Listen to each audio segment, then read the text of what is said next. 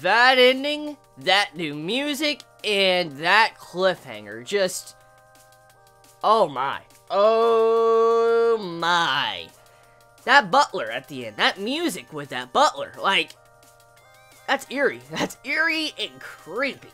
Like, did anyone hear that new song? Like, I think that was a new soundtrack that was done at the end of this episode. When you see this floating butler of the mansion just floating across the floor, that music, oh, that's some sinister shit. Like, oh god, that music is sinister. I hope we get some really good, epic new music when it comes to Dio's fight in the future, because if we got new soundtracks already appearing right now, I'm looking forward to seeing what type of soundtracks we'll get in the future, because that soundtrack, hype soundtrack. Like, it's creepy, but hype. Like, you just see this dude just levitating across the floor. Holy crap, what does this dude stand? Like, what is this dude stand?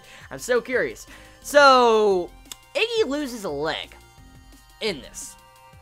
I am quite shocked about that, because I didn't expect Iggy to lose a leg. And the way this episode was done, like in the first half of the episode, I thought Iggy was going to die. I really thought Iggy was going to die. And I'm like, no, what, like, what the fuck? Like, that's what I was thinking. That was my reaction, because you give me Iggy's voice actor, and you introduce his characteristics and his, you know, his character in the last episode, like, finally flesh him out, and then you just kill him off the next episode. I was like, no, that's some bullshit right there. I'm like, don't do this shit to me. And the music, the way it was done, that sad, slow music, as you saw Iggy just drifting off, and he was just sinking, and you see, like, the blood coming off his, like, cut off leg. That right there, very sad. Like, I thought Iggy was going to die. I bet majority of us anime-onlys were thinking the exact same thing, because the way Iggy was just going down like that, I assumed he was going to die, but because of Iggy's actions of saving the boy, he got saved by the boy in this episode. So, karma. Karma comes around, and he got that good karma. Iggy got the good karma to where he got saved by the boy he saved. I like that. I like that a lot. So, the first half of the episode is a fight between Pet Shop and Iggy.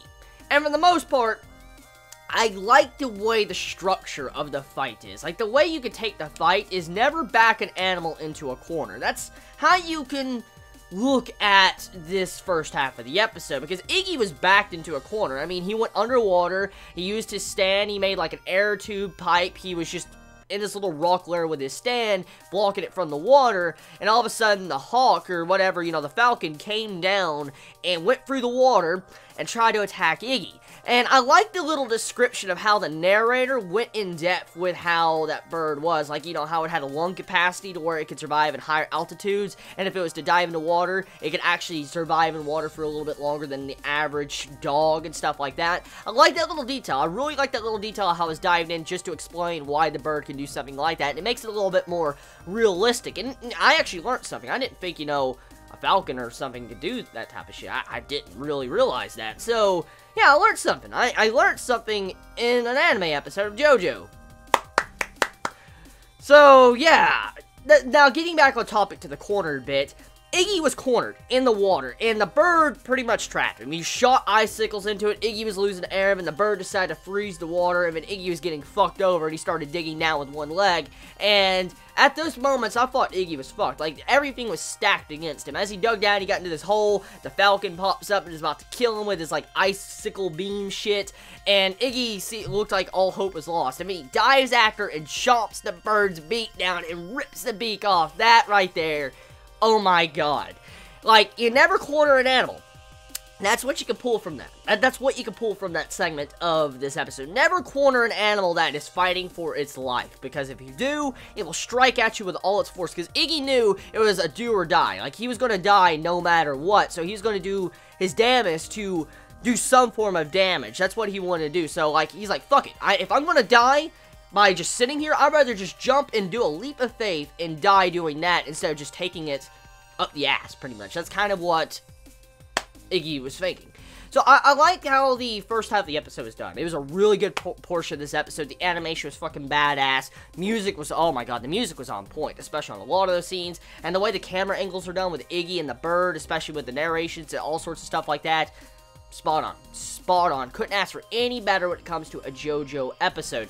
Now, the second portion of the episode is kind of like our characters getting motivated for the final task at hand, because they have finally arrived at the mansion. We are finally at the mansion, Dio's mansion, and they're about to storm in and fight Dio. But there's probably a couple stand users along the way before they can really fight Dio, because we got quite a few episodes before the ending finale of Season 2 of JoJo Part 3. So I wonder, like, what type of stand users we're going to get, because whatever stand users are probably around at the moment are very strong, because for Dio to keep these stand users next to him, they must be incredibly powerful, very, very powerful, so this butler is going to be ridiculous. I'm willing to assume that next week when we see the butler stand, or whatever he can do, even if he has some other tricks up his sleeve, like the levitating trick, holy shit, whatever he has, he's going to be insanely powerful for him to be around Dio. Dio would not keep a weakling around his presence, especially, you know, like a butler or something, if he didn't believe in their strength. So yeah, this butler is probably going to be very, very, very, very, very strong. And yeah, that's the episode of JoJo's Bizarre Adventure Stardust Crusaders. A lot of setup for the final battle coming up. I can't believe we're finally getting closer and closer to the finale of Stardust Crusaders. I really hope Part 4 gets animated, because I've heard a lot of good things about it. So anyways, tell me your thoughts. How do y'all feel about this week's episode of JoJo? Did you enjoy it? Did you hate it? What did you feel about it? You all have a wonderful day or night wherever you live. Please be safe. Chibi out.